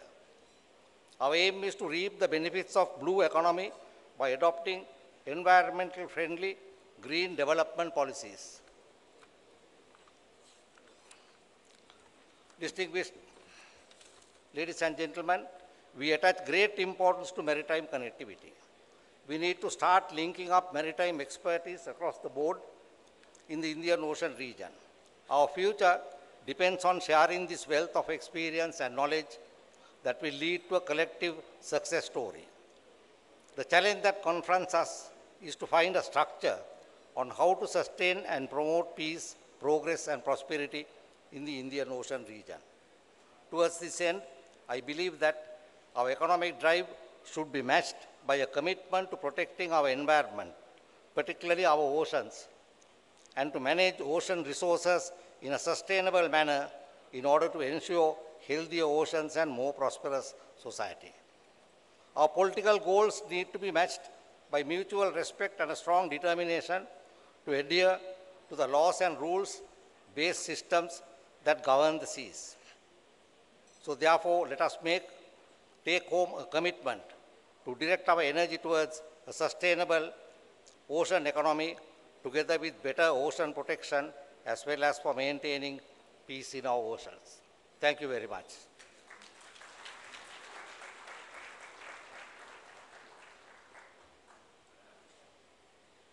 I thank His Excellency, the Foreign Minister of Sri Lanka, His Excellency Tilak Marapana. May I now, we have come to the end of our special plenary session, but we would now like to felicitate our very special participants in this session. And for this, may I now invite His Excellency, the Foreign Secretary of Sri Lanka, Mr. Prasad Karyavasam, to come on the stage and to felicitate the participants in today's session, special plenary session.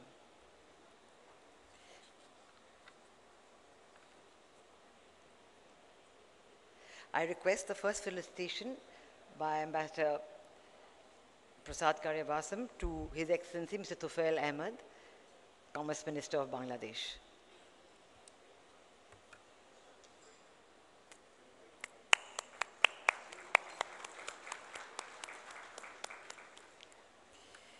May I now request the Foreign Secretary of Sri Lanka to felicitate His Excellency Premdat Kunju of Mauritius.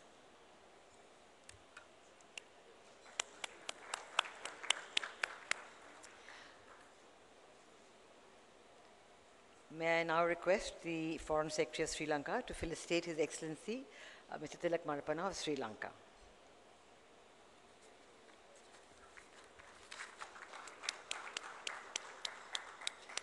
May I now request His Excellency Foreign Secretary of Sri Lanka to felicitate His Excellency Mr. Iwao Hori of Japan.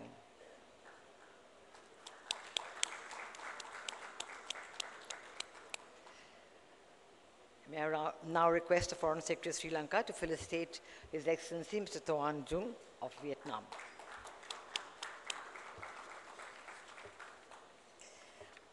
May I now make a very special announcement requesting His Excellency Prime Minister of Sri Lanka, His Excellency Ranil Wickremesinghe, to come to the stage and say a few words.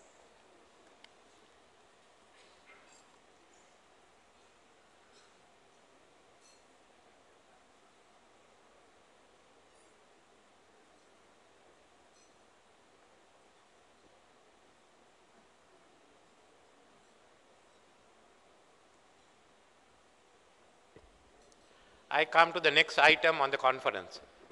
Like an army, a conference cannot march on an empty stomach. I have great pleasure in inviting you for the dinner.